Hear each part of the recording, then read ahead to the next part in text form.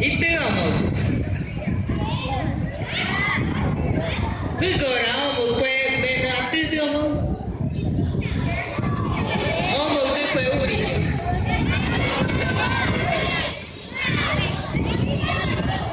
Buenos días. Bueno, muchísimas gracias al cuerpo directivo de este colegio, al profesorado, a los niños, por este espacio maravilloso. Yo creo que dice el dicho, una imagen vale más que 1000 palabras, y hoy la representación que hicieron ustedes, los niños, nos traen a la memoria ese encuentro cultural, yo diría que ese choque cultural de nosotros los indígenas, de nuestros ancestros, con los europeos que llegaron a nuestro territorio. Son 522 años,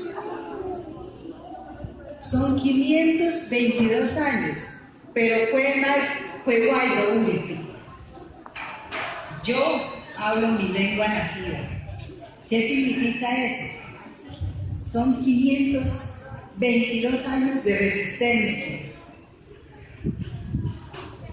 Con todo lo que hoy nos mostraron a través de este acto simbólico, el que hoy existan pueblos indígenas, yo creo que para nuestro país, para nuestro continente, significa muchísimo.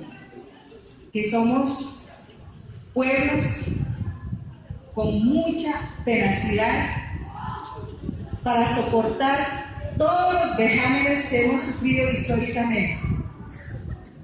Sin embargo, mire, 522 años, vamos a hablar de Colombia. Hay 102 pueblos indígenas, 68 pueblos hablando su lengua nativa.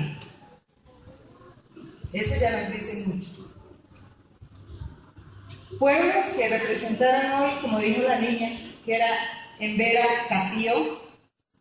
Realmente Embera significa persona.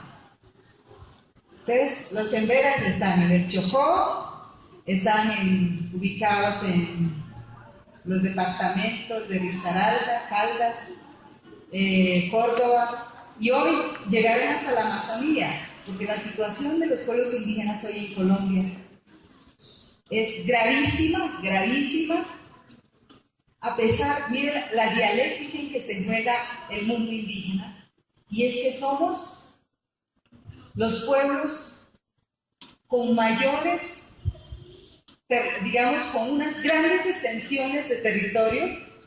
Mi resguardo, mi territorio, nomás es de 6 millones de hectáreas. Eso no le cabe en la cabeza a nadie. Eso es como un país de Europa. Porque si vemos Europa, son países muy pequeños. Y mi territorio, que es un resguardo, tiene más de 6 millones de hectáreas. Proceso de luchas de nuestros líderes y autoridades, porque en ese territorio, a principios del siglo pasado, ¿quién conoce la historia de la Amazonía peruana colombiana? ¿Qué pasó en la Amazonía en 1900 hasta 1930 y pico? ¿Qué pasó en la Amazonía? ¿Alguien conoce esa historia de lo que pasó allá?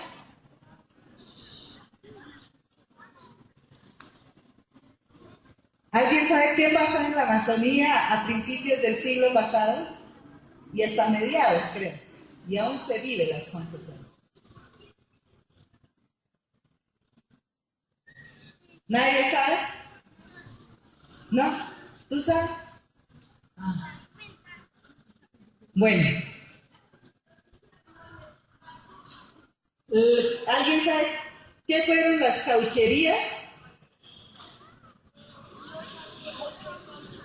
Bueno, vea, es parte de nuestra historia de país, parte de lo que somos nosotros como Colombia, y no la sabemos. El acto de ese colegio es un acto muy valioso que ojalá se viviera en todos los colegios. A principios del siglo pasado llegaron empresas caucheras en medio de la selva amazónica. Vivíamos así como hicieron ustedes, con nuestras lunas, nuestros árboles y con nuestra lengua, viviendo en medio de la selva tranquilitos. El caucho para nosotros era pues un hermano más, ¿sí?, que convivía con nosotros para poder extraer el líquido con el que hacíamos el mazo para tocar el maguaré, que es un instrumento de comunicación de mi pueblo. Pues lo usábamos de vez en cuando, pero llegaron gente foránea con mente depredadora y arrasaron con la Amazonía, yo lo llamaría, donde ocurrieron crímenes de lesa humanidad que el país y el mundo desconocen. Miles y miles de personas indígenas fueron masacrados durante más de 33 años sin que el Estado colombiano supiera lo que pasara allá. En todo ese territorio que hoy es mi gran resguardo, predio Putumayo, ocurrió todo eso.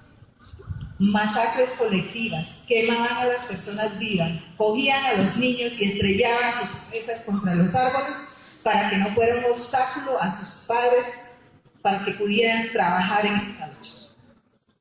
Prácticas de cacería humana, cogían los perros y mandaban a cazar a los indígenas que se volaban porque no aguantaban más la esclavitud para explotar el caucho.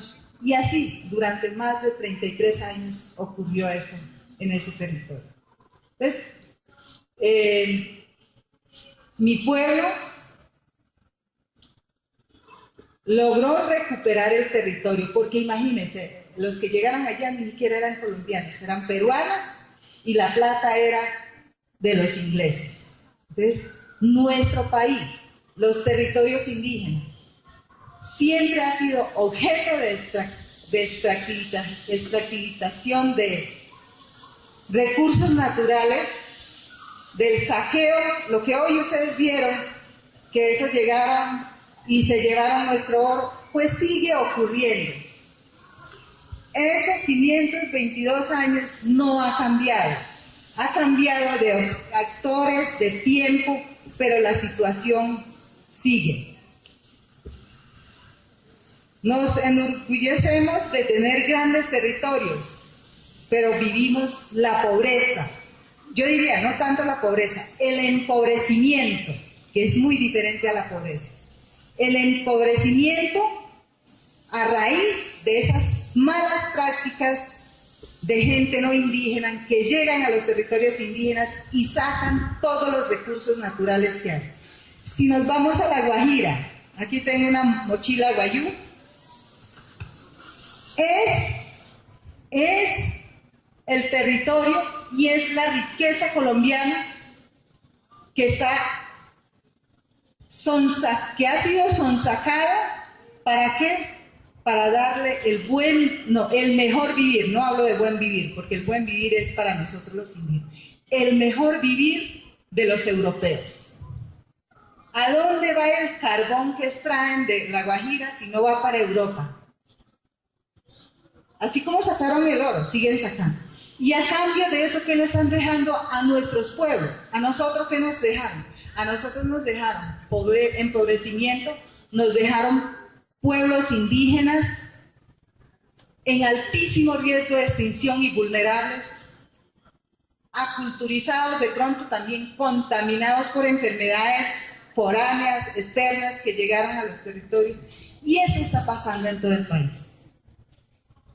A eso se le suma hoy los grupos armados en territorios indígenas, que no es solamente la guerrilla, también el ejército hace una cantidad de prácticas que muchas veces afectan a la población indígena, sobre todo a los niños y niñas de su edad, a veces son embarazadas no solo por las FARC y los paramilitares, sino también por miembros del ejército. Porque son los únicos que llegan a esos territorios, porque no hay presencia del Estado. La presencia del Estado es muy precaria en esos territorios. Entonces llegan estos personajes y lo que llevan son malas prácticas. Y esa es la situación de los pueblos indígenas hoy, empobrecidos, desterritorializados, donde no llega sino fundaciones como la Fundación Caminos de Identidad, que no tiene la obligación, porque la obligación es del Estado, pero llega fundaciones como FUCAI, que con el apoyo de personas como ustedes pueden ayudar, poner el granito de arena para superar ese estado de empobrecimiento en la que está hoy sumidos los pueblos indígenas.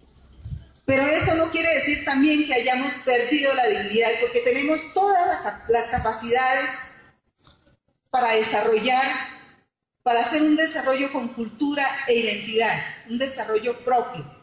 Tenemos una forma de ver el mundo, y el hecho de tener una mirada diferente no quiere decir que seamos ignorantes, porque somos también poseedores de conocimientos tradicionales, también tenemos una visión de la vida.